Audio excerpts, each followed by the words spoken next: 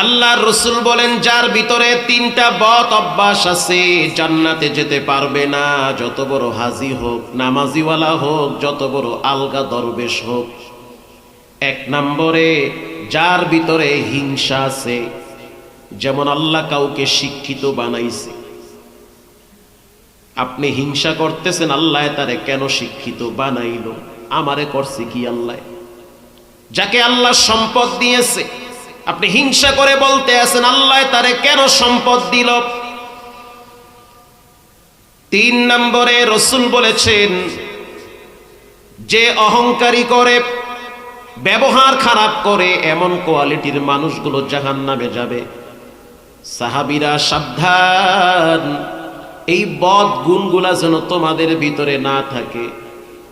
এবার রাসূল বলেন, আলা উখবিরুকুম বিআহলিল জান্নাহ, আমি কি বলবো জান্নাতে কারা যাবে? সাহাবীরা বললেন, বালা ইয়া রাসূলুল্লাহ, বলবেন। আল্লাহর রাসূল বলেন, জান্নাতে তারা যাবে যারা সহজ সরল দিলের অধিকারী। সুবহানাল্লাহ বলেন, সহজ সরল দিলের অধিকারী। ইয়াউমা লা ইয়ানফাউ মালু ওয়ালা বানুন ইল্লা মান আতাল্লাহা বিকলবিন সালিম।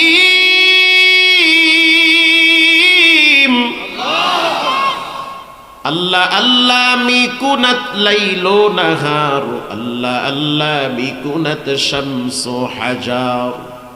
আল্লাহ বলেন, কিয়ামতের ময়দানে মাল কাজে আসবে না, সন্তান কাজে আসবে না। সন্তান কাজে আসবে না, কয় কি? সন্তান কাজে আসবে না, মরার পরে সন্তান কাজে আসবে না। এখন আল্লাহর প্রতিনিধি হিসাবে আমি বলি, ভাই মরার পরে তো দূরের কথা, বাপ মা বাচ্চা থাকতেই তো ছেলে মেয়ে অনেক সময় কাজে আসে না।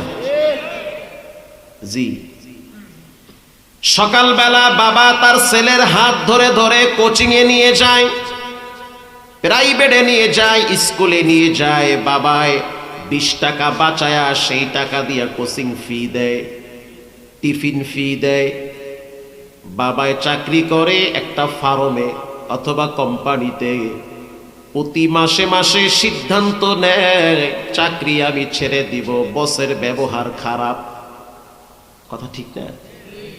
সারাদিন ক্লান্ত শ্লান্ত শরীর নিয়ে যখন ঘরে আসে, সন্তানের চেহারা দেখার সাথে সাথে চিন্তা করে, চাকরি যদি ছেড়ে দেই আমার ছেলেটার টাকা কে দিবে? সন্তানের চেহারার দিকে তাকাইয়া বসের ধমকগুলা বাবায় নীরবে হজম করে আর গোপনে গোপনে কাঁদে। একে বলে বাপ। এই ছেলেটা লেখাপড়া করার পর শিক্ষিত হয়, পরীক্ষার ফিস দিবে, টাকা নাই।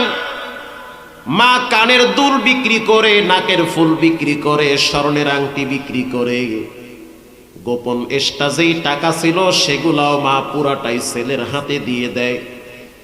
এই ছেলে লেখাপড়া দেশে শেষ করে বাহিরে যায়, কানাডায় ডিগ্রি নেয়, বিভিন্ন দেশ থেকে ডিগ্রি নিয়ে দেশে আসে।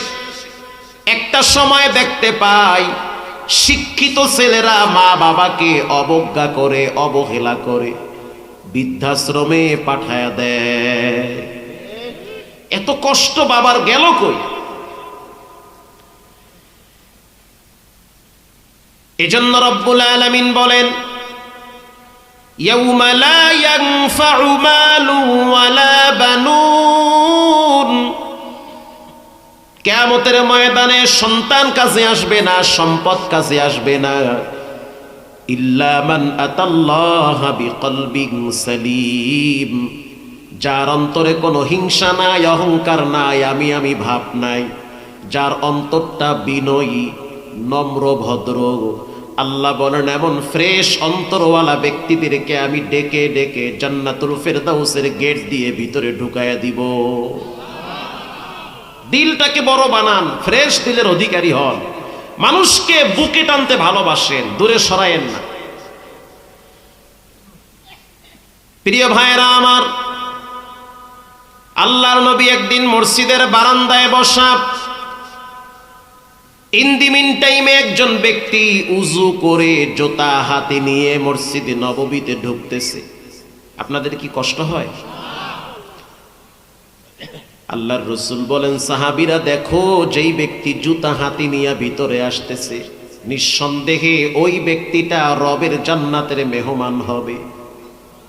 সুবহানাল্লাহ। বাইতে গিয়ে কইেন। আল্লাহর নবীর সাহাবী মুআজ ইবনে জাবাল বলেন, আমি আশ্চর্য হয়ে গেলাম, কি খুশনসিব, আল্লাহর নবীর মুখে শুনছি সে নাকি আল্লাহর জান্নাতের মেহমান হবে। কি এমন গোপন আমল আছে? মুআজ ইবনে জাবাল মাগরিবের নামাজ শেষ করার পরে তার পিছনে পিছনে বাড়িতে গেছে।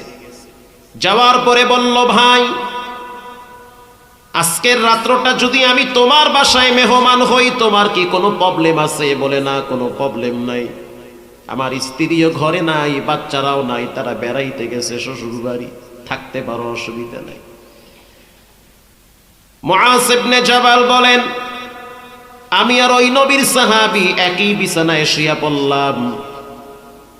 ইশারের নামাজ পড়লো, রাত্রিবেলা তাহাজ্জুদও পড়ে নাই।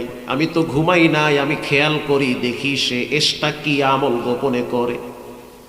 ফজরের নামাজের আজান যখন কানে ভেসে আসলো, আমি তাকায় দেখলাম সে ঘুম থেকে জাগ্রত হয়ে উত্তম রূপে উজু বানায়া, এরপরে আমাকে ডেকে উজু করায়া মসজিদে নববীর দিকে নিয়ে গেল। নামাজ শেষ হইল, আবার দেখলাম সে উটেরে পানি খাওয়ায়, দুম্বারে পানি খাওয়ায়, বকরিরে পানি খাওয়ায়। জহুর পর্যন্ত সে জমিনে চাষাবাদের জন্য ব্যস্ত হয়ে গেল। আমি সর্বক্ষণ তাকে ফলো করি, দেখি সে গোপনে কি আমল করে। এভাবে আমি একটানা 3 দিন তার বাড়িতে মেহমান ছিলাম। মেহমান হওয়ার পরে 4র্থ দিন আসরের নামাজের পরে তার হাত আমি চেপে ধরলাম আর বললাম, ও নবীর সাহাবী, 3টা রাত তোমার সাথে ছিলাম, 3 দিন তোমার সাথে ছিলাম, বাড়তি কোনো আমল দেখি নাই। টাইম মতো ফরজ সালাত আদায় করেছ, জমিনে কাজের জন্য বিচরিত হয়েছ। সত্য করে বলো, এর বাইরে কোনো এক্সট্রা কোনো গোপন আমল আছে কিনা? ওই সাহাবী বলল, মানেটা কি, কারণ কি, সত্য করে তুমিও বলো। মুআজ ইবনে জাবাল বলেন, রাসূলের মুখে শুনছি তুমি নাকি আল্লাহর জান্নাতের মেহমান হবে, তুমি জান্নাতি মানুষ। ওই সাহাবী বলতে আছে, আল্লাহর নবীর মুখে যদি শুনে থাকো, এটা আমার জন্য খুশনসিব। মুআজ ইবনে জাবাল বলেন, আমি তাকে আবার প্রশ্ন করলাম, ভাই, সত্য করে বলেন, আমার অগোচরে কোনো আমল করছেন কিনা? সে বলল, না, বাড়তি কোনো আমলের সময় পাই না আমি।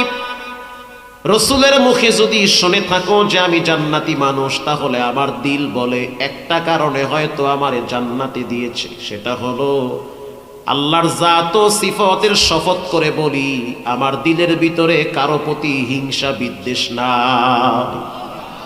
আর জোরে সুবহানাল্লাহ। আমার দিলে কারো প্রতি হিংসা বিদ্বেষ নাই। মুআজ ইবনে জাবাল বলেন, ওই সাহাবীর নাম হলো সাদ বিন আবি ওয়াক্কাস রাদিয়াল্লাহু তাআলা আনহু। জান্নাতের 10 জন সাহাবী জান্নাতে যাবে গ্যারান্টি পেয়েছে, আশারায়ে মুবাশশারা, তার ভিতরে সেও একজন। এজন্য অন্তরে হিংসা রাখা যাবে না। ইয়াউমা লা ইয়ানফাউ মালু ওয়ালা বানুন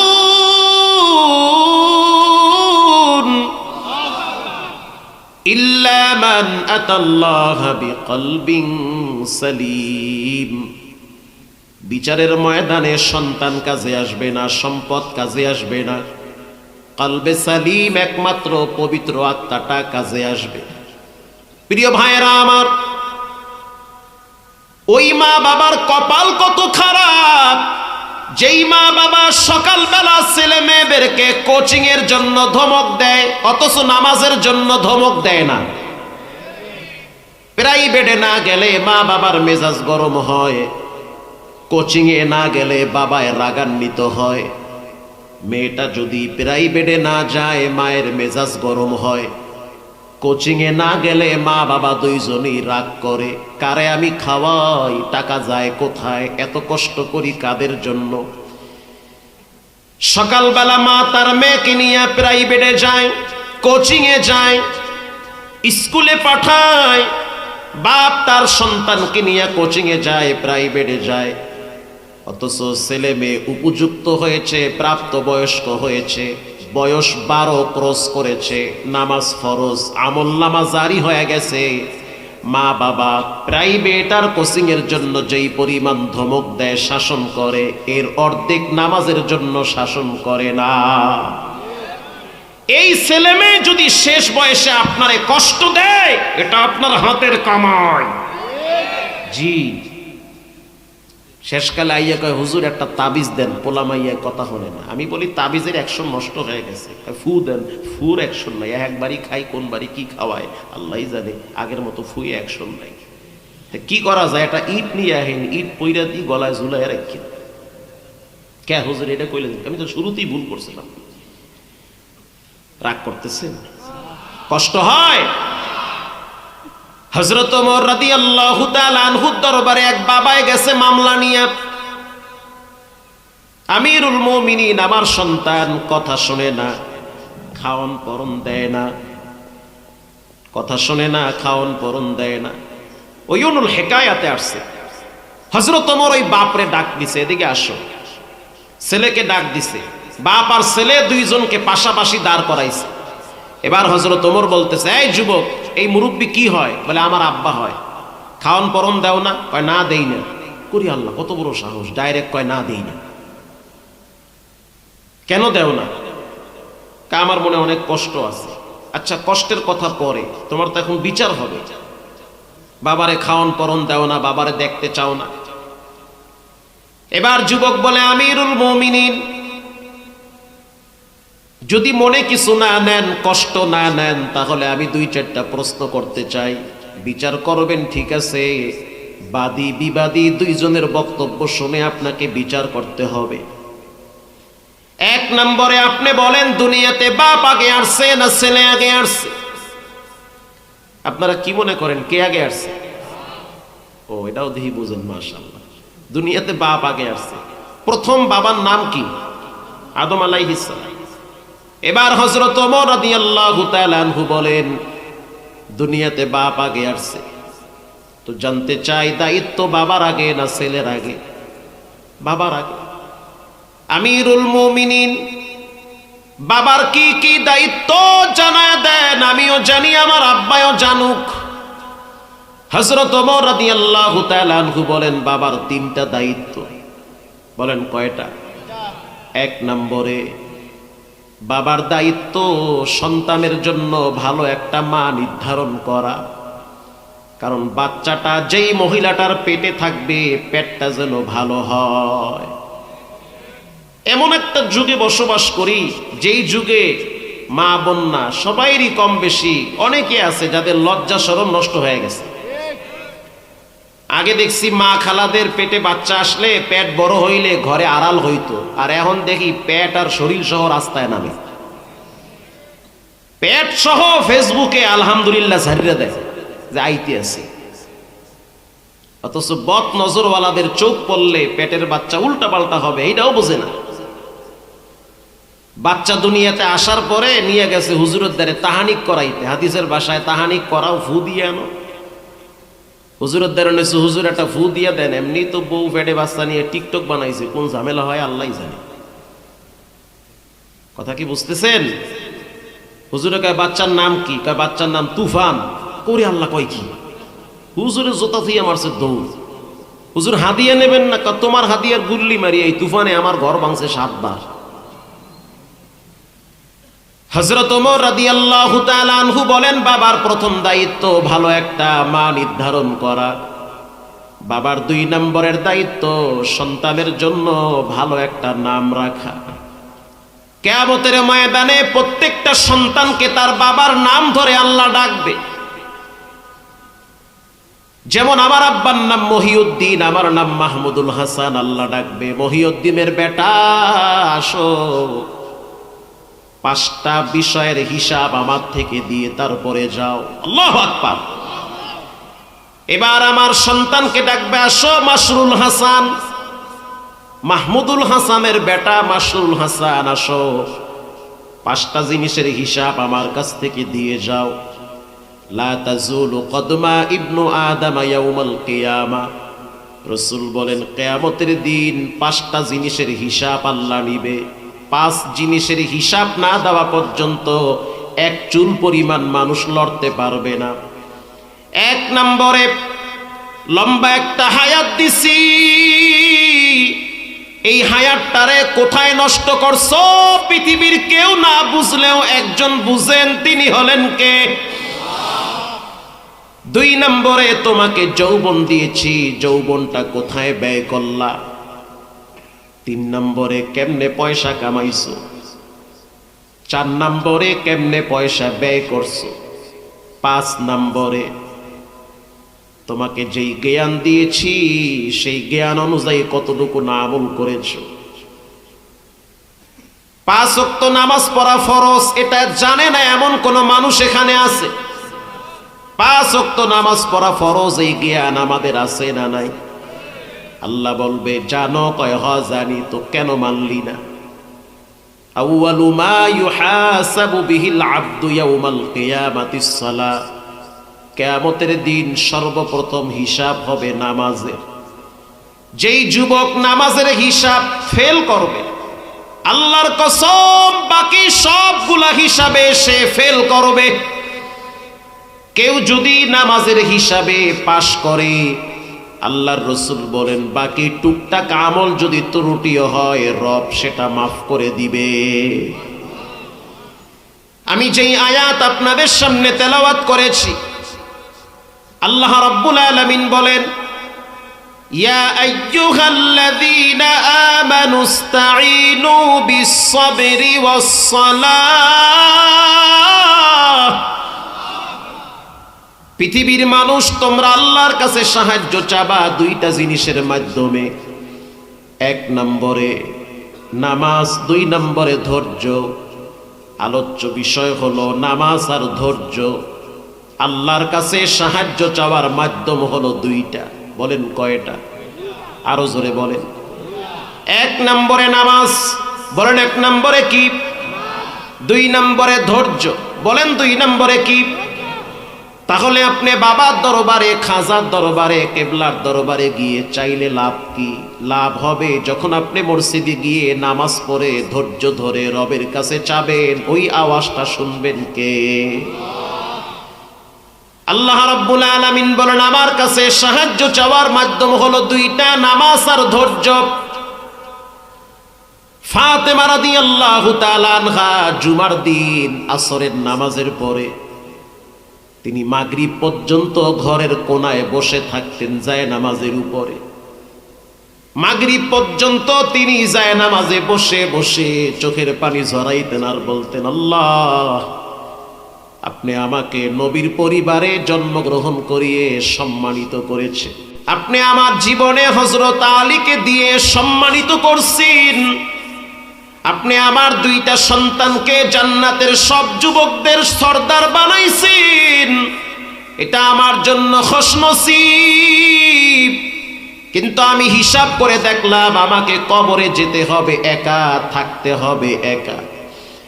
আমার আব্বা আমাকে বলেছে, ইয়া ফাতিমা তু ইনকিযি নাফসাকি মিনান নার, ও ফাতেমা নিজেকে জাহান্নামের আগুন থেকে বাঁচাও। কে কার কন্যা, কে কার স্ত্রী, কে কার মা, কবরে পরিচয় চলবে না। পরিচয় একটা, তোমার জীবনে নামাজ আর ধৈর্য আছে কিনা। আল্লাহু আকবার। হাদিসের কিতাব খুললে পাওয়া যায় ফাতেমা রাদিয়াল্লাহু তাআলা আনহা, পর্দার ভিতরের মা বোন যারা আছেন দিলের কান লাগায় শোনেন, জুমার দিন আসর থেকে মাগরিব পর্যন্ত জায়নামাজে বসে আল্লাহর কাছে দোয়া করতেন আর চাইতেন। মাগরিবের নামাজের পরে রবের দরবারে লং টাইম তিনি হাত তুলে কাঁদতেন। আল্লাহর কাছে সব নবীরা চাইছি, বাবা আদম আলাইহিস সালাতু ওয়াস সালাম তিনিও আল্লাহর কাছে সাহায্য চেয়েছে। রব্বানা যালামনা আনফুসানা ওয়া ইল্লাম তাগফির লানা ওয়া তারহামনা লানাকুনান্না মিনাল খাসিরিন। আয় আল্লাহ, আমি আমার নফসের উপরে জুলুম করছি, আমারে মাফ করে দেন। আল্লাহু আকবার। মুসা আলাইহিস সালাম আল্লাহর কাছে দোয়া করে ফকিরের মতো, ইন্নী তুবতু ইলাইক, আমি তওবা করতেছি, তুমি আমারে মাফ করে দাও। যতবার আমি বলছি রব্বি আরনি, তোমারে দেখতে চাই, তুমি বারবার বলেছো লাং তারানি, মুসা তুমি আমারে দেখতে পারবা না। তারপরও বলছি আমি দেখতে চাই, কিন্তু দেখতে পারি নাই। পুরা তুর পাহাড়ে নূরে ভস্মিত হয়ে গেছে। এবার মুসা আলাইহিস সালাম আল্লাহর কাছে তওবা করে মাফ করে দেন, আমার ভুল হয়েছে।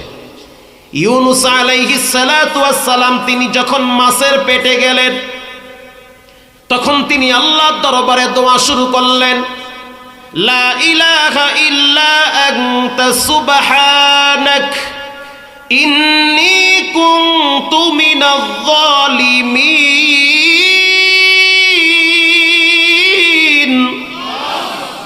আয় আল্লাহ, আমি তওবা করতেছি, আমি আমার নফসের উপরে জুলুম করেছি, আমাকে মাফ করে দেন। আল্লাহ বলেন, ফাস্তাজাবনা লাহু ওয়া নাজ্জাইনাহু মিনাল গাম ওয়া কাযালিকা নুনজিল মুমিনিন। যখন তুমি মুসিবতে পড়বে, বিপদে পড়বে, যেখানেই থাকো, ডাক যদি রবকে দাও, সেই আওয়াজ শুনবেন কে? শুধু তাই না, পৃথিবীতে এমন কোন নবী নাই যেই নবী রবের কাছে ক্ষমা চায় নাই।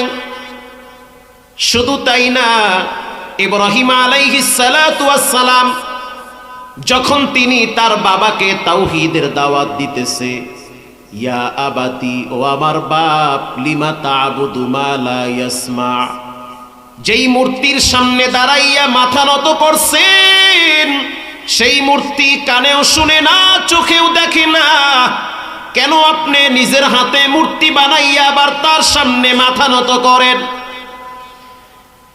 যখন আপনার কাছে কোনো মুসিবত আসবে, তখন তো এই দেবদেবীরা আপনাকে বাঁচাতে পারবে না। কিন্তু ইব্রাহিম আলাইহিস সালাতু ওয়াস সালামের বাপ নমরুদের চামচামি করতে গিয়া তার ছেলের উপরে ক্ষিপ্ত হয়েছে। এটার দ্বারা প্রমাণিত হয় হেদায়েতের মালিক নবীদের হাতে না, হেদায়েতের মালিক কে? এমনও হতে পারে আপনার ঘরের পুরা পরিবারটাই আল্লাহর দুশমন হতে পারে, আপনাকে একাই লড়তে হবে আল্লাহর পক্ষে। যেই শিক্ষা অতীতের সব নবীর থেকে আল্লাহ দিয়েছে। আল্লাহর রসুল তার চাচাকে কোলে শোয়ায়া কানের কাছে মুখ নিয়ে বলে যে আপনি একটা বার বলেন যে আমি আল্লাহর রসুল, আব্দুহু ওয়া রাসূলু, এইটুক বলেন, কিয়ামতের ময়দানে আমি আপনার গলায় গামছা লাগাইয়া টানতে টানতে জান্নাতে নিয়ে যাব। কেউ শুনবে না। বলেন সেই চাচা কালেমা পড়েছে? পড়ে নাই। নূহ আলাইহিস সালাম তার সন্তানকে দাওয়াত দেয়, ও সন্তান, আল্লাহর আযাব বড় শক্ত, যেইভাবে তুফান আসতেছে তুমি কিন্তু ধ্বংস হয়ে যাবে। নৌকা বানাইছি, নৌকার উপরে উঠো, তোমাকে আল্লাহ গজব থেকে বাঁচায়া দিবে।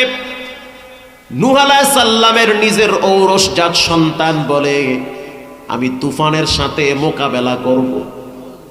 আউযুবিল্লাহ না নাউযুবিল্লাহ? তুফানের সাথে মোকাবেলা করবে। নূহ আলাইহিস সালাম আবার বলে, বাবা, আমি যা দেখি তুমি কিন্তু তা দেখো না, পাগলামির জায়গা না, আল্লাহর আযাব থেকে বাঁচতে পারবা না, উঠো নৌকায়। তিনবার যখন সন্তানকে বয়ান করল, আল্লাহ বলেন লাইসা মিন আহালি, খবরদার এরপরে আর সন্তানকে ডাকা যাবে না, দেখবো কিভাবে তুফানের সাথে লড়ে। পাহাড়ের কিনারায় দাঁড়াইয়া হাত বড় করে দাঁড়িয়ে আছে। প্রথম তুফান যখন ধাক্কা মারছে পাহাড়ের সাথে, নূহ সন্তান কেনানকে আল্লাহ চ্যাপ্টা লাগায় ফেলাইছে। লূত আলাইহিস সালাতু ওয়াস সালামের স্ত্রীকে বারবার দাওয়াত দেয়, আমি লূত, তুমি আমার বিবি, খবরদার আল্লাহর সাথে দুশমনি করিও না। কিন্তু লূত নবীর স্ত্রী জাহান্নামে যাবে, রবের সাথে নাফরমানি করে। ইব্রাহিম নবীর বাপ সে আল্লাহর সাথে বিদ্রোহ ঘোষণা করেছে। ইব্রাহিম নবী বারবার তার হাতেও ধরে পায়ে ধরে আল্লাহকে চিনেন, রসুলকে চিনেন, আল্লাহর বাণী গ্রহণ করে নেন। এবার তার বাবা বলে ক্বারা আরাগিবুন আনতা আন আলিহাতি ইয়া ইব্রাহিম, ইব্রাহিম তুমি কি আমার দেবদেবীর সাথে নাফরমানি করতেছ? আমার দেবদেবীর বিরুদ্ধে তুমি আওয়াজ তুলেছ, তাহলে শুনে নাও। ওয়াহজুরুনি মালিয়া, আমি তোমাকে পাথর মেরে হত্যা করব অথবা তোমাকে দেশ ছাড়া করব। ইব্রাহিম নবী বাবার সাথে রাগ করে নাই, বাবার সামনে অনুরোধ করে বলল ক্বালা সালামুন আলাইক, ও আমার আব্বা আপনি আমাকে জন্ম দিয়েছেন, আপনার সাথে বেয়াদবি করা যাবে না। বাপ যদি কাফেরও হয় তারপরও সে তোমার বাবা, মা যদি পতিতালয়ের বেশ্যাও হয় তারপরও সে তোমার মা, তার সাথে বেয়াদবি করা যাবে না। বাপ যদি সমাজের নিকৃষ্ট ব্যক্তিও হয় তারপরও সে তোমার বাবা, তার সাথে বেয়াদবি না করার ঘোষণা দিয়েছেন কে? বাপ যতই খারাপ হোক, মা যতই খারাপ হোক, তারপরও সে তোমার মা, সে তোমার বাবা। মরার পরে বিচার করবে আল্লাহ, তুমি বিচার করতে যাইও না। এবার ইব্রাহিম নবী তার বাবারে নসিহত করেন, ক্বালা সালামুন আলাইক, আব্বা আমি আপনার সাথে ঝগড়া করব না। সাআস্তাগফিরু লাকা রাব্বি ইন্নাহু কানা বি হাফিয়া, আমি আপনার জন্য আল্লাহর কাছে ক্ষমা চাইতেই থাকব। আল্লাহ আপনি আমার আব্বারে মাফ করেন, দোয়া করতেছে ইব্রাহিম নবী, কারণ বাপ তো মুশরিক। কথা কি বুঝতেছেন? দোয়া করতেছে। আল্লাহ রাব্বুল আলামিন বলেন ইব্রাহিম এই দোয়া কবুল হবে না, কারণ হেদায়েতের মালিক তুমিও না, হেদায়েতের মালিক কে? কিয়ামতের ময়দানে তাফসীরে রুহুল মানিতে আসছে, কিয়ামতের ময়দানে ইব্রাহিম নবীর চেহারা অন্ধকার হয়ে যাবে বাবার টেনশনে। আমার আব্বায়ে কই? আজকে আল্লাহ না জানি আমার আব্বারে কোন শাস্তি দেয়। আল্লাহ রাব্বুল আলামিন ইব্রাহিম নবীর বাবাকে একটা প্রাণীর আকৃতি দান করবে। শুধু তাই নয়, জাহান্নামের ফেরেশতারা সেই প্রাণীটিকে জাহান্নামের মাঝখানে ফালাবে। ইব্রাহিম নবীর চেহারায় যেন বাবার আকৃতি না দেখে, কারণ বাবারে দেখলে তো তার মায়া লাগবে। তাহলে চিন্তা করে দেখেন, প্রত্যেক নবীরা তো ক্ষমা চাইছেন একজনের কাছে, তিনি হলেন কে? এবার বুখারী শরীফের হাদিস শুনেন। মা আয়েশা বলেন একদিন রাত্রিবেলা প্রচুর ঠান্ডা পড়তেছে, কুয়াশার কারণে মদিনার অলিগলি একেবারে অন্ধকার হয়ে গেছে, কিচ্ছু দেখা যায় না, প্রচুর শীত। আমি ওই সময় বুঝতে পারলাম আমার হাতের ভিতরে একটু পানি লাগছে। আমি মনে করলাম মস্কের পানি বুঝি আমার বিছানায় পড়ে গেছে। আমি আর রসুল একই বিছানায় শুইছি, কিন্তু আমার হাতে পানি লাগলো, পানি কোথা থেকে আসলো? আমি ডাইনে তাকায় দেখতেছি মস্কের ভিতরে পানি জমা আছে, কিন্তু এই পানি কোথা থেকে আসলো? আমি আস্তে করে নজর করে দেখলাম রাসূলুল্লাহ সিজদায় পড়ে কাঁদতেছেন, আর তার চোখের পানি বায়া বায়া পড়তেছে। আমি আয়েশা উযু বানাইয়া এরপরে আমি মনে করলাম রাসূলুল্লাহ বুঝি সিজদার ভিতরে মারা গেছে। জনান্তু হাত্তা কাবদাতার রূহাহু, আমি মনে করলাম রাসূল বুঝি সিজদার ভিতরে মারা গেছে। আমি পায়ের ভিতরে হাত দিয়ে একটু ডলা মারছি, আল্লাহর নবীর পাও নড়ে না, বডিও নড়ে না, পুরো শরীর মনে হয় মৌমাছির চাকের মতো জমে আছে। আল্লাহু আকবার! কি নামাজ, কি রবের দরবারে সাহায্য! আমি আয়েশা লম্বা টাইম নবীজির পিছনে দাঁড়াইছিলাম। এরপরে আমি দেখলাম রাসূলুল্লাহ মাথাটা সিজদার থেকে উঠাইল। এরপরে আল্লাহর হাবিব লম্বা টাইম তিনি বসে বসে দোয়া পড়ল। ডানে বামে সালাম ফিরাবার পর আমি আয়েশা তাকায় দেখলাম রাসূলুল্লাহর চোখের অশ্রু বায়া বায়া, দাড়ি ভিজে, জামা ভিজতেছে। আমি প্রশ্ন করলাম, মা ইউবুকিকা ইয়া নবী আল্লাহ, এত কেন কাঁদেন? আপনার চোখের অশ্রু কেন বেয়ে বেয়ে পড়ে? আল্লাহর রাসূল বলেন, আফালা কুনু আবদান শাকুরা, আমি কেন আল্লাহর শুকরগুজার বান্দা হব না? আল্লাহর নবী রবের দরবারে শুকরিয়া আদায় করে নামাজ পড়ে, আর আমাদের দেশের মুসলমানের সন্তানরা বিবাহের অনুষ্ঠানে শুকরিয়া আদায় করে গান বাজনা ডেকসেট বাজায়া। পোলারে মুসলমানি করাইছে, এর লেগে 3টা ডেক্স আইন না ধুমায়া হিন্দি গান বাজাও, বরকত বাড়াইবে। আছে না নাই? এবার আপনারা বলেন, সাহায্য চাইতে হবে একজনের কাছে, তিনি হলেন কে? আল্লাহর দরবারে সাহায্য চাওয়ার মাধ্যম 2টা। 1 নম্বরে নামাজ। বলেন 1 নম্বরে কি? মুকুম চুস্তি নামাজে পানজে গানা ফাওয়াইলুল লিল মুসাল্লিনাল্লাযিনা। শ্রেষ্ঠ ইবাদত নামাজ। নামাজ এমন একটা ইবাদত, নামাজের দ্বারা কি হয়? নামাজের দ্বারা শরীরের সবচেয়ে বড় ব্যায়াম হয়। এটা দুনিয়াবি লাইনে উপকার। নামাজের দ্বারা কি হয়? নামাজের দ্বারা আখিরাতের লাইনে আল্লাহ তাআলা তার রিজকে প্রশস্ততা দান করে। নামাজের দ্বারা কি হয়? নামাজের দ্বারা প্রথমে তার দিলে আল্লাহ মানসিক শান্তি দেয়। যেই লোকটা ফজরের নামাজ পড়ে, ওর দিলে যেই শান্তি, যে ফজর পড়ে না ওরে কোটি টাকার মালিক বানাই তো এত শান্তি পাইবে না। ওর টেনশন থাকে জোহরের আগে যদি মরণ হয় তো কোন চেহারা নিয়ে আল্লাহর সামনে খাড়াইবে। নামাজের বিভিন্ন কোয়ালিটি আছে, মুসল্লিদের ভিতরেও যেমন কোয়ালিটি আছে, নামাজেরও বিভিন্ন ভাগ আছে। ফরজ নামাজ, সুন্নত নামাজ, ওয়াজিব নামাজ, সুন্নতে মুআক্কাদা, আছে না নাই? তো মুসল্লিদের ভিতরেও কিছু মুসল্লি আছে শুকুর আলী। শুকুর আলী মানে হেরা শুকুর করে নামাজ পড়ে, আর বাকি সপ্তাহে পড়ে না। আবার এই শুকুর আলীর মধ্যে 2টা ভাগ আছে। একটা ভাগ হয়েছে এরা খালি ফরজটা কোনো মতে খুতবার আগে গিয়ে হাজিরা দেয়, এরপরে সালামটা ফিরাইয়া আর একজনের জুতা নিয়ে দৌড় মারে। কথা কর না কা? আর এক কোয়ালিটির আছে যে এরা জুমার দিন গিয়ে আগে ভাবসাব দেখে যে মসজিদে খাওয়ান টাওয়ান আছে কিনা। যদি দেখে মিষ্টি আর জেলাপি আছে, ফরজও পড়ে, সুন্নতও পড়ে, 2-4 রাকাত নফলও পড়ে। ইমাম সাহেবকে কিও ভাই জান না কাকা, আল্লাহর ঘরে বয়ে থাকলে সওয়াব বেশি না? কিসের সওয়াব? খাওয়ার লোকে বয়ে রয়েছে নাই। আরে ভাই, কেরানীগঞ্জে জুমার দিন মিষ্টি নিয়ে মারামারি করতে গিয়ে একটা জায়গায় ডেট বানাইয়া লাইছে।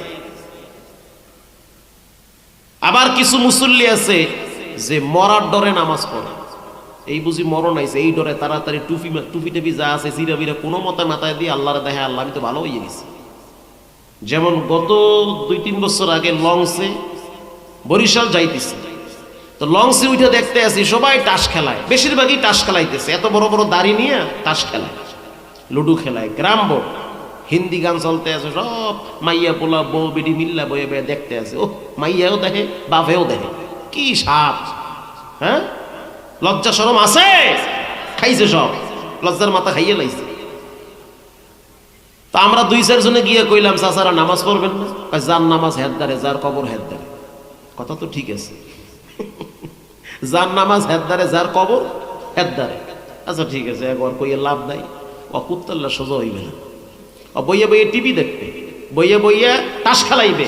নামাজের কথা কইলি কইবে আমার কাপড়ের সমস্যা। কে তোমার কাপড়ে কি আরেকজনে মরছে? কথা কর না কেন? প্যান্টের সমস্যা। কেন তোমার প্যান্টে কি সমস্যা? তোমার প্যান্ট তুমি পড়ছো, আর একজনে কি মুইতে দিয়েছে যে তোমার প্যান্টের সমস্যা? মুসলমানের প্যান্টের সমস্যা হবে কেন? সে তো মুইতে পানি লয়। কথা কর না কেন? তা সমস্যা কি তোমার? সমস্যা ওখানে না, সমস্যা আমার মনে। তো নামাজ শেষ, ওই 4 তলায় কেবিনে গিয়ে হুইয়ে রইছি। চাঁদপুর মোহনায় গিয়ে হঠাৎ, ভাই ইকুটা একটু কমায় দেন, হ্যাঁ মাশাআল্লাহ, ইকুটা একটু কমায় দেন, মনিটরের সাউন্ডটা একটু দেন। 4 তলায় গিয়া শুয়ে রইছি। চাঁদপুর মোহনায় কিন্তু যে কোনো লঞ্চ গেলে একটু ডাইনে বামে লড়াচড়া করে, বিশাল মুখ, যেখানে ইলিশ মাছের বাচ্চা দেয়। হঠাৎ ঝড় তুফান শুরু হয়েছে, লঞ্চ দেখিও খাট লড়ে, ফ্যান লড়ে, এসি হুদ্দা লড়ে। সমস্যা কি? কি লঞ্চের ভিতরে কি জিন আছে নাকি? পরে দরজা খুললে দেখি ওরে আল্লাহ, তুফানের বাড়ির ঠেলায় নিচতলায় দেখলাম পানি ঢুকতে আছে। একটু পরে দেখলাম ওই চাচারা বড় বড় দাড়ি নিয়ে যে তাস খেলাইতেছে, অনেকে দেখলাম মাথায় চিরে টুপি দিয়ে লম্বা একটা তসবি লইয়া উপরে উঠতে কয় সব্বি আলা সব্বি আলা সব্বি আলা, মানে সুবহান আল্লাহ রব্বি আলা আলা ভুললে গেছে। সেইটা যে পড়া লাগে কোন জায়গায় সেইটাও ভুললে গেছে, কারণ মরণ যখন গুনাই যায় তখন কিন্তু দোয়া কালামও মনে থাকে না। কথা ঠিক না বেটি? চাচারে কইলাম কি ও চাচা? বাবা অবস্থা খুব খারাপ, আল্লাহ যেন ইমানের সহিত মরণ দেয়, তো এশারের নামাজ কই? কান ধরছি আর জীবনে নামাজ ছাড়ুন না। তাহলে এরা হইছে মরার ডরে নামাজ পড়ে। কথা কন না কেন? গত বছর ডিসেম্বরের 1 তারিখ জামালপুর থেকে বয়ান করে ঢাকায় ঢুকতেছি, তো ফজরের নামাজ পড়লাম সাভার বেবি স্টান মসজিদে। তো ভিতরে ঢুকতে পারতেছি না, জন্মের শীত কুয়াশা, কিন্তু মানুষের এত গ্যাদারিং, উজুখানায়ও জায়গা নাই, সিরিয়ালে খাড়াই রয়েছে উজুখানা করতে গিয়ে। উজুমান আল্লাহ, এই আমার এই বয়সে তো আমি জীবনে দেখি নাই ফজরের টাইমে উজুখানায় সিরিয়াল ধরা লাগে। সিরিয়াল ধরা লাগে, ট্যাঙ্কির পানি তো কমে না, উজুই করতে হয় না মানুষে, মুসল্লি নেই ফজরের টাইমে। তো খাদেমরা কইলাম এত মুসল্লি? হুজুর রেডি আইছে মরার ডরে মসজিদে, একটু আগে ভূমিকম্পে ধাক্কা মারছে, টের পান নাই, বিল্ডিং লড়ছে। এই পোলাপান্ডি চিন্তা করছে বিল্ডিং এ সিপাই পুরে মরিয়া লাভ কি, মসজিদে গিয়া দরবেশ হইয়া মরবে। এরে কয় মরার নামাজ, এরে কি কয়? তো এইরকম নামাজ পড়লে হইবে? আবার হেবিন কবে জানি এক মসজিদে নামাজ পড়লাম, তাবলিগ আলাদা করছে কি ধৈর্য একটা রলে হয়েছে মসজিদে নামাজ পড়, আমি পারি না। তা পারবি ভালো কবি বল। নামাজে খারাইছে, হঠাৎ মোবাইল বাজছে উঠছে, কয় মুই নামাজে আছি, পরে ফোন রে। আল্লাহু আকবার, নামাজ আছে, শেষ নামাজ। তো অনেকে নামাজ তো জানি না, এখানে যদি আমি 10 জন রিজিকাই দোয়াই কোন কইবে হুজুর এটা খায় না, মাথায় দেয় আল্লাহই জানে। এরকম এক মজার কথা, কষ্ট হয় আপনাদের? 3 পণ্ডিত পদ্মা নদী বাড়ি দিবে, তেনোটাই পণ্ডিত, তেনোটাই নামাজ পড়ে না, কিন্তু এমন সিফায় পড়ছে এখন না মরে না বাঁচে। এরকম কিছু সময় হয় না? নদী পার হওয়ার সময় নদীর মাঝখানে গেল, হঠাৎ নদীর মাঝখানে ঝড় তুফান শুরু হয়ে গেছে।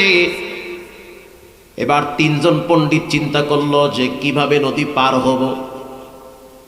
সূর্য ডুবে যাচ্ছে, মাগরিবের টাইম হয়ে গেছে, হয়তো ওপার যেতে পারবো না।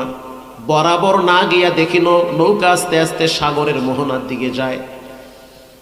এবার 3 জনে বলল জীবনের শেষ নামাজটা পড়ালো, একটু পরেই তো মাছের পেটে যাওয়া লাগবে, মাগরিবের নামাজ পড়ে নাও, কমপক্ষে মাগরিবের ফিদার থেকে তো বাঁচা যাবে। 3 জনে পরামর্শ করলো ঠিক আছে, তো নামাজ পড়াইবে কেডা? ইমাম সাহেব হইবে কেডা? কইছে এটা বেশি ফটর ফটর করে এটার সামনে দে। এবার এক পণ্ডিত সামনে গিয়ে আল্লাহু আকবার সূরা ফাতিহা শেষ করে স্টার্ট দিছে, কুল ইয়া আইয়ুহাল কাফিরুন। যেই কইছে কাফিরুন, হঠাৎ নদীর মাঝখানে তুফান আর একটা আইয়া জোরে মারছে বাড়ি। পিছনে যেই 2 জন খারাইছে এরাও কিন্তু পণ্ডিত, একটা আর একটার এক বুতা দিয়ে কয় সব তো ইয়া খারাইস, তুফানে বাড়ি মারছে। পাশের ডাই কয় এ মগা, নামাজে কথা কইলে নামাজ থাহে কোন? যেইটা আগে কইছে অন নামাজ আছে, পাশে যেটা কয় নামাজ আছে অন নামাজ আছে। ইমাম সাহেব পিছনে চাইয়া কয় ও কথা কইছে, কইছে তুই কইছো না, নামাজ একজনেরটাও আছে, শেষ নামাজ। এজন্য আল্লাহর রাসূল বলেন সল্লু কামা রাআইতুমুনি উসাল্লি, তোমরা নামাজ পড়ো নবী যেভাবে নামাজ পড়ছে সেইভাবে। আল্লাহর নবী যখন নামাজে দাঁড়ায় থাকতো, পাখি আইসা ঘাড়ের উপরে পড়তো, নবীও লড়তো না, পাখিও লড়তো না।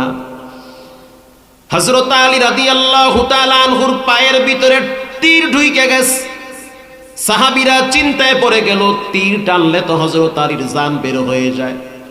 আল্লাহর রাসূল বলল যখন আলী নামাজে দাঁড়াবে তখন তীরটাই না খুইলা ফেলাবে। হযরত আলী যখন নামাজে দাঁড়াইছে, সাহাবীরা আয়েশা তীরটাই না খুইলা ফেলাইছে, আলীর কোনো খবরই নাই। একে বলে নামাজ, একে বলে নামাজ, একে বলে নামাজ। রাসূলুল্লাহর 2 জন সাহাবীকে মুজাহিদদের তাবু পাহারা দেওয়ার জন্য দাঁড় করায়া দিছে। একজনের নাম সাদ বিন আবি ওয়াক্কাস রাদিয়াল্লাহু তাআলা আনহু, আরেকজনের নাম তালহা রাদিয়াল্লাহু তাআলা আনহু। 2 জন সাহাবী চিন্তা করলো 2 জনেই যদি পাহারা দেই হয়তো ঘুম চলে আসবে। তার চেয়ে একজন ঘুমাও আর একজন দাঁড়ায় দাঁড়ায় মুসলমানদের তাবু পাহারা দাও। সাদ বিন আবি ওয়াক্কাস ঘুমায় গেল। আল্লাহর নবীর সাহাবী তালহা রাদিয়াল্লাহু তাআলা আনহু চিন্তায় পড়ে গেল, সে তো ঘুমাইছে, আমি দাঁড়ায় না থাইকা তার চেয়ে আমি নামাজে দাঁড়ায় থাকি। সে এবার নামাজে দাঁড়িয়ে আছে। ইন দি মিন টাইমে বেঈমানদের তীর বিদ্ধ হচ্ছে, তারা দূর থেকে তীর মারতেছে হযরত তালহা রাদিয়াল্লাহু তাআলা আনহুকে টার্গেট করে। এক একটা তীর আইসা তালহা রাদিয়াল্লাহু তাআলা আনহুর পিঠের উপরে পড়তেছে, রক্ত বেয়ে বেয়ে পড়তেছে, তারপরেও নামাজ ছাড়ে না। কারণ তখনও পর্যন্ত উজুর মাসআলা হয় নাই যে উজু নষ্ট হয়ে যাবে রক্ত বায়া বায়া পড়লে, ওই মাসআলা তখনও ক্লিয়ার হয় নাই। লম্বা টাইম তিনি নামাজে তেলাওয়াত করলো, নামাজ ছাড়ে না। আর আমাদের দেহে যদি একটা মশা পারে মুহূর্তের ভিতরে 3 হাত লাফ দেয়, ঠিক না ঠিক? আবার অনেক মুসল্লি আছে নামাজে দাঁড়ায়া ঘড়ির দিকে তাকায়া থাকে। ইমাম সাহেব যদি কেরাত লম্বা লয়, পিছনে কয়েকজন খাড়ায়া খাড়ায়া জোরে জোরে কাশ দেয়, তার মানে হুজুর চায়ের দোকানে ছবি শেষ হইতে আছে, তাড়াতাড়ি নামাজ শেষ করে। কথা ঠিক না ঠিক? এবার এই সাহাবী দ্রুত নামাজ শেষ করে দিল, কারণ তার টেনশন, রক্ত যদি সব পড়ে যায় না জানি আমি অসুস্থ হয়ে যাই। তিনি যখন নামাজ দ্রুত কমপ্লিট করলেন, সাদ বিন আবি ওয়াক্কাসকে ডাকলেন। তাকায়া দেখলো দেহের রক্ত বায়া বায়া পাহাড় ভিজতেছে। প্রশ্ন করলো, তুমি নামাজ কেন ছাড়ো নাই? তালহা রাদিয়াল্লাহু তাআলা আনহু বলেন, নামাজে দাঁড়াইয়া কোরআন তেলাওয়াত করতে এত মজা। বাচ্চারা যেমন আইসক্রিম খাইতে মজা পায়, স্বাদ পায়, জিহ্বায় লাগায়, এর চেয়ে বেশি মজা নামাজে দাঁড়ায়া কোরআন তেলাওয়াত করতে। রমজান মাসে বাইতুল্লাহ শরীফে আমি প্রায় যাই। 30 লক্ষ মুসল্লি বাইতুল্লাহ দাঁড়াইয়া আল্লাহর কোরআনের তেলাওয়াত শুনে 3 ঘন্টা লাগে তারাবি নামাজ শেষ হইতে, একটা মানুষও কাশাকাশি করে না। যখন শায়েখ আব্দুর রহমান তেলাওয়াত করে মনে হয় যেন সবে মাত্র আল্লাহর কোরআন নাজিল হইতেছে। যখন শায়েখ ইয়াসিদ দুসারি তেলাওয়াত করে, তরুণ ইমাম, যুবক ইমাম, মাঝখানে একবার জালেমের বিরুদ্ধে কথা বলতে গিয়ে চাকরি চলে গিয়েছিল। আল্লাহর দয়ায় আবার তার চাকরি পুনর্বহাল হয়েছে। বর্তমান বাইতুল্লাহ শরীফের একজন পাওয়ারফুল ইমাম শায়েখ ইয়াসিদ দুসারি। যেই রাস্তা দিয়ে হেঁটে যায় মানুষরা ওই রাস্তার ধুলাগুলা বুকে লাগায়। এই রাস্তা দিয়ে কোরআন হাইটা গেছে, তাজা কোরআন। নবীর যুগে কোরআন শুনি নাই। ইয়াসিদ দুসারি যখন কোরআন পড়ে তখন মনে হয় জিবরাইল আয়াত নাজিল করে। এত মজা লাগে নামাজে কোরআন তেলাওয়াত শুনতে পড়তে। কোরআনের মজা বুঝতে হইলে রমজানে বাইতুল্লাহে থাকা লাগবে। কারণ মানুষ দাঁড়ায় দাঁড়ায় কোরআন পড়ে, বাচ্চারা নামাজের ভিতরে দাঁড়ায় দাঁড়ায় চোখের পানি ছেড়ে কাঁদে। প্রিয় যুবক ভাইয়েরা আমার, জীবন চলে গেল, কোনোদিন নামাজ ছাড়া যাবে না।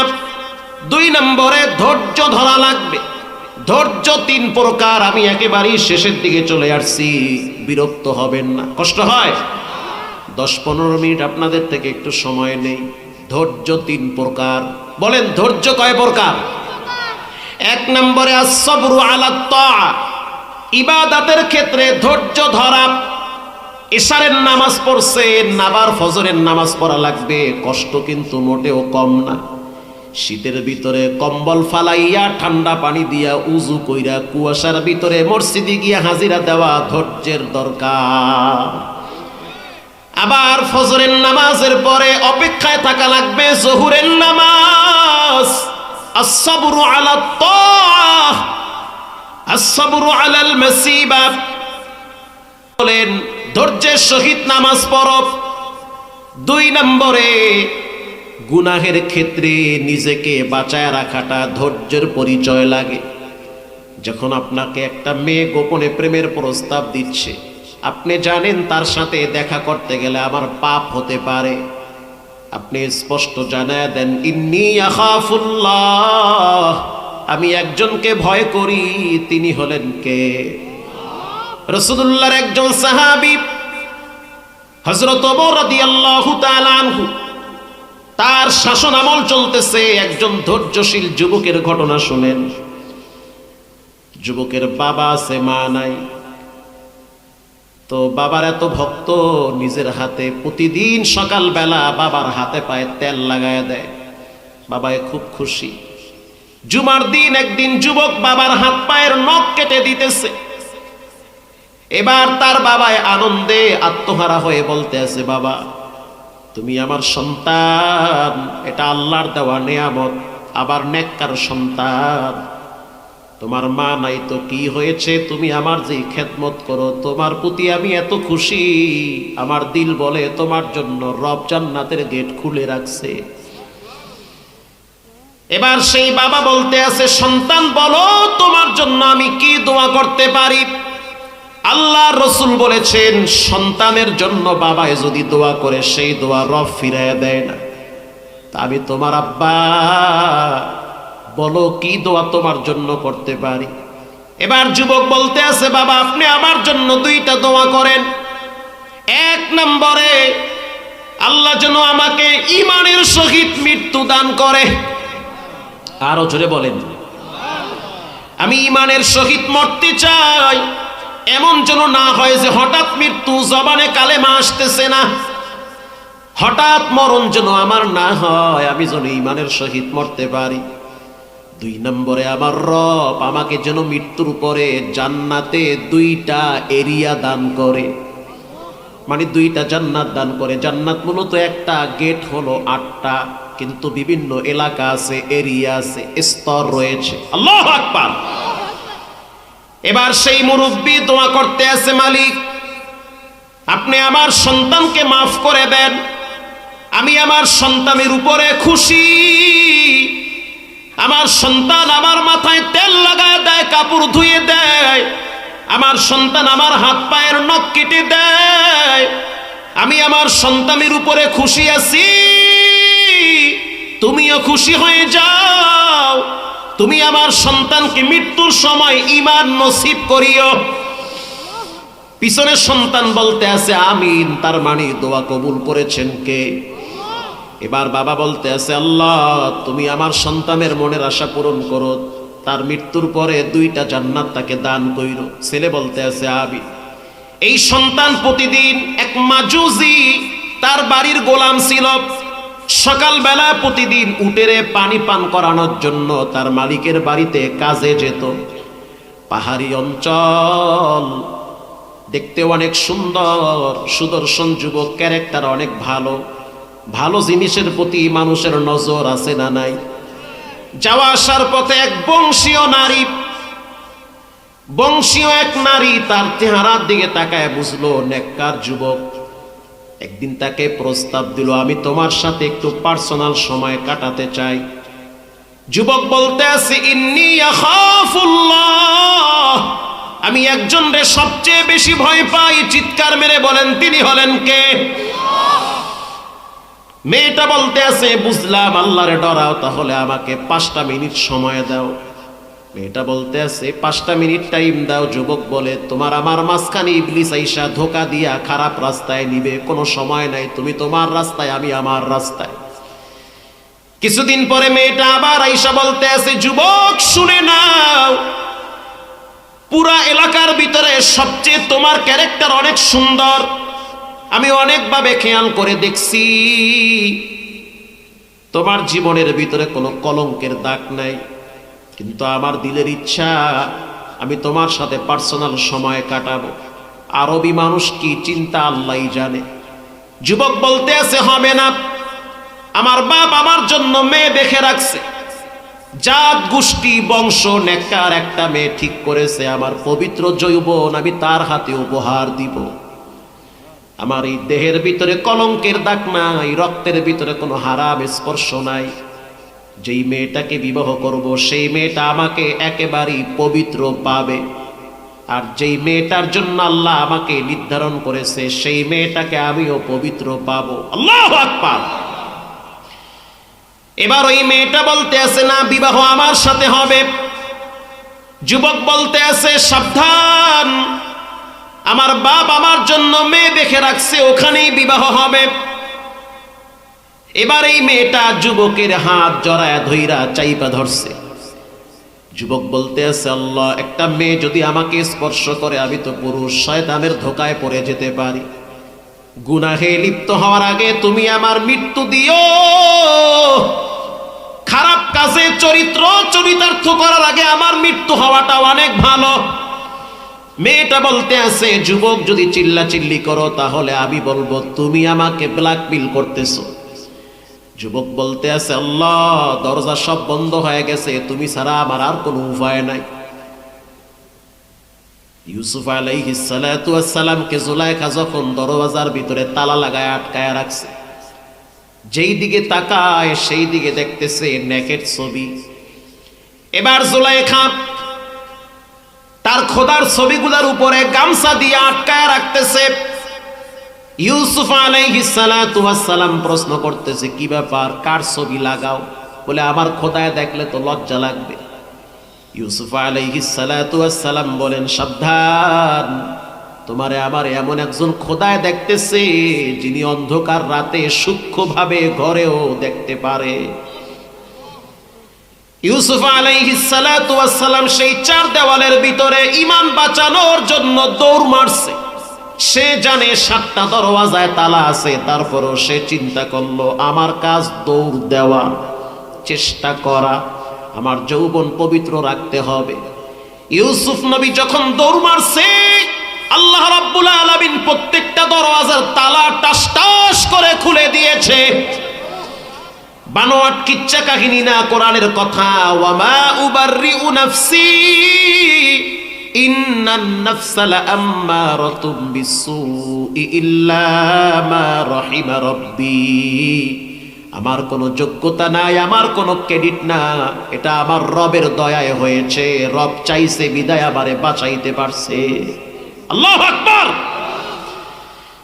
এবার ওই যুবক বলতে আছে, আল্লাহ আমারে বাঁচান, না হয় আমারে মৃত্যু দেন, আমি মরতে চাই, আমি ঈমানের সহিত মরতে চাই, তারপরও আমি হারাম জিনিস স্পর্শ করতে চাই না। আল্লাহ রাব্বুল আলামিন কখনো কখনো বান্দার দোয়া বিনা পর্দায় কবুল করে। বুখারী শরীফে আসছে, বান্দা যেই দোয়াটাই করে সাথে সাথে কবুল হয়ে যায়। আল্লাহ কবুল করেছেন। যুবকের শরীরে জ্বর চলে আসছে, মুহূর্তের ভিতরে মেয়েটা হাতটা ছাইরা দিছে। কি ব্যাপার, কারেন্টের মতো শর্ট করলে কেন? জ্বরে হাত দিতে পারে না। এবার মেয়েটা চিন্তায় পড়ে গেল, না জানি কি হয়েছে। যুবক ওখানে বসে পড়ল, মেয়েটা ভয়তে চলে গেল। যুবক এবার চেহারাটা বাইতুল্লাহর দিকে ফিরায়া কালেমা পড়তে পড়তে শেষ নিঃশ্বাস ত্যাগ করেছে। এলাকার মানুষগুলা ঈশা ধইরা তারে গোসল করাইয়া, এরপরে কাপড়ের কাপড় পেঁচাইয়া লাশ ফালায়া রাখছে। যুবকের বাপ লাঠিতে ভর দিয়া দিয়া পাহাড়ি অঞ্চলে লাশ দাফন করতে যখন বাপ নিজে কবরে নামছে, বুড়া মানুষ চোখের পানি ঝরতেছে আর বলতে আছে, আল্লাহ, আমি বুড়া মানুষ, আমার তো মরণ আগে হওয়ার কথা, কিন্তু আমার অল্প বয়সী বাচ্চাটারে নিয়ে গেলা, কোনো আফসোস নাই, তোমার পক্ষ থেকে এটা পরীক্ষা। কবরে লাশ রাখতেছে আর মুরব্বীর চোখের অশ্রু বায়া বায়া পড়তেছে। ডাইনে একবার হাত দেয়, বামে হাত দেয় আর বলে, মাটি, আমার সন্তানটারে চাপ দিবি না। আল্লাহু আকবার। লাশ দাফন হয়ে গেল, মুরব্বী চলে গেল মসজিদে নববীতে। গিয়া দেখলো হযরত ওমর রাদিয়াল্লাহু তাআলা আনহু তার ইমামতিতে নামাজ হচ্ছে। এবার হযরত ওমরের পিছনে নামাজ শেষ করে পিছনে বসে আছে। পিছনে বসে থাকার পর হযরত ওমর তাকায় দেখলো অনেক দূরের মানুষ, লাঠি একটা পাশে, কালো একটা চাদর গায়ে দেওয়া। হযরত ওমর নামাজের মুসাল্লা থেকে উঠা তার কাছে গিয়ে বলল, কোথা থেকে আসছেন আপনি? বলে, আমি পাহাড়ি অঞ্চল থেকে আসছি। আপনার সন্তানের নাম কি? যখন বলল, আমার সন্তানের নাম হলো আব্দুল্লাহ বিন আওয়াম আল বুখারী, আমি অনেক দূরের মানুষ, এখানে আইসা বসত বাড়ি করছি। হযরত ওমর রাদিয়াল্লাহু তাআলা আনহু বলতেছে, তোমার ছেলেকে তো আমি চিনি, তার চরিত্রের ঘেরান পুরা মদিনার মানুষের নাকে নাকে লাগানো আছে। তোমার সন্তানকে আমি চিনি, তার চরিত্রের ঘেরান পুরা মদিনার মানুষের নাকে নাকে লাগানো আছে। উত্তম চরিত্রের অধিকারী। কই তোমার সন্তান? বলে ওমর আমার সন্তান তো কবরে গেছে। হযরত ওমর বলতে আছে কেমনে গেল? বলে শুনছি একটা মেয়ে নাকি বারবার ডিস্টার্ব করত, তো এক সময় তার জ্বর উঠছে, রাস্তায় পড়ে আছে পাহাড়ি অঞ্চলে, এরপরে দাফন দিয়া ফালাইছি। হযরত ওমর বলতে আছে আমারে কেন বললা না? আমি তো তোমার সন্তানের জানাজায় অংশগ্রহণ করতাম। চলো তোমার সন্তানের কবরের কিনারায় যাই। যখন কবরের কিনারায় গেল, হযরত ওমর দাঁড়ায়া কোরআন থেকে একটি আয়াত পড়ল, ওয়া আম্মা মান খাফা মাকামা রাব্বিহি ওয়া নাহান নাফসা আনিল হাওয়া। আল্লাহর ভয়তে যারা গুনাহ থেকে নিজেরে বাঁচায় রাখে, আল্লাহ তাদেরকে মাওয়া নামক জান্নাত দান করে। এবার কবরের ভিতর থেকে যুবকের কণ্ঠের আওয়াজ রব্বুল আলামিন ভাসায়া দিছে। যুবক বলতে আছে ওয়ালিমান খাফা মাকামা রাব্বিহি জান্নাতান। ওরে ওমর শুনে নাও, গুনাহ থেকে বেঁচেছিলাম ধৈর্যের সহিত, ধৈর্য হারাই নাই। গুনাহ থেকে বেঁচে থাকাটা হলো সবচেয়ে বড় ধৈর্য। সুযোগ আছে ঘুষের বান্ডিল পকেটে নেওয়া, ধৈর্যের সহিত প্রত্যাখ্যান করা। কথা ঠিক না বেঠিক? সুযোগ আছে অনেক অপরাধ করা, কিন্তু ধৈর্যের সহিত নিজের থেকে ওগুলা বিদায় করা। আমার বাবার দোয়া কবুল হয়েছে, আমার রব আমাকে জান্নাতের ভিতরে দুইটা উত্তম স্তর দান করেছে। এজন্য যুবক ভাইরা আমার, আল্লাহর কাছে সাহায্য পাইতে গেলে দুইটা জিনিস লাগবে। এক নম্বরে নামাজ, দুই নম্বরে ধৈর্য, তিন নম্বরে আসসাবরু আলাল মাসিবা। সন্তান মারা গেছে, জোরে জোরে চিৎকার মাইরা কান্দেন না, ধৈর্য ধরেন। আপনার কাছে আপনার সন্তান যেই পরিমাণ ভালো থাকবে, রবের কাছে এর চেয়ে বেশি ভালো থাকবে। আব্বাস রাদিয়াল্লাহু তাআলা আনহু মরে গেছে, লাশ পড়ে আছে। জানেননি তার সন্তানের নাম কি? আব্দুল্লাহ, রইসুল মুহাদ্দিসিন, রইসুল মুফাসসিরিন। আব্দুল্লাহ ইবনে আব্বাস মারা গেছে। ইবনে আব্বাস যখন মৃত্যুবরণ করলো, ছেলে বসে বসে কান্দে। নবীজির চাচা মারা গেছে, ছেলে কাঁদতেছে। গ্রাম্য এক কৃষক আইসা বলতে আছে খায়রুল লিল আব্বাস আজরুকা বাদাহু ওয়াল্লাহু খায়রুম মিনকা লিল আব্বাস। কেন কাঁদো? তোমার বাপ তোমাদের কাছে যে যতটুকুন ভালো ছিল, তোমার চাইতে তোমার রবের কাছে এর চেয়ে বেশি ভালো থাকবে। আল্লাহু আকবার বলেন। ওরে সুবহানাল্লাহ, কয় কি? খায়রুল লিল আব্বাস আজরুকা বাদাহু আল্লাহু খায়রুম মিনকা লিল আব্বাসি। এক গ্রাম্য কৃষক আইসা বলতে আছে, এই আব্বাসের বেটা, নবীর চাচতো ভাই, কাঁদো কেন? বলে আব্বাই মারা গেছে। কয় তোমার বাপ তোমার কাছে যেই পরিমাণ ভালো থাকতো, কসম আল্লাহর, তার চেয়ে তোমার রবের কাছে আরো বেশি ভালো থাকবে। কান্দো না। প্রিয় বাবারা আমার, অনেকের আব্বা আম্মা কবরে গেছে, কি করবেন? ফ্রিজ বোঝাই মাছ বস্তু আছে, বাবায় মায় নাই, খাওয়াইতে পারেন না। পকেটে টাকা আছে, ঘরের ভিতরে ধান চাউল আছে, আপনার দাবি খাট্টায় আপনি ঘুমান, মা বাবা ঘুমাইতে পারে না, কবরের যাত্রী হয়ে গেছে। আছেন কোন মায়ের সন্তান, আল্লাহর নবীর ঘর মাদ্রাসার জন্য আব্বা আম্মার জন্য 1000 টাকা ফালায়া দিলাম,